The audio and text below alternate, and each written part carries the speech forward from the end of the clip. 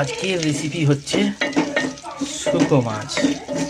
মিহিরে শুটকি মাছটাকে একটু হালকা গরম জলে ধুয়ে নিয়েছিলাম। ধোয়ার পরে এটা হালকা তেল দিয়ে একটু ভেজে নিলাম। তারপরে পেঁয়াজ পাতা, প্রচুর পেঁয়াজ পাতা আছে, পেঁয়াজ আছে, একটু নতুন আলু দেব, ধনে পাতা দেব, আদা রসুন তো আছেই।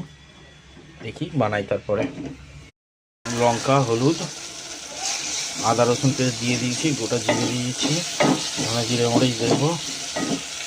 আর এর মধ্যে একটু আমি হালকা কাসুন্দি দিতে চাই।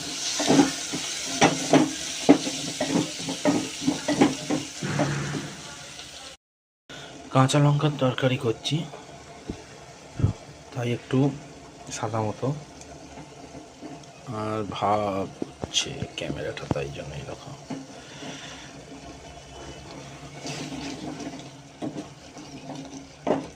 পেঁয়াজ পাতা ভর্তি করে দিয়েছি, এখন কষা চলছে।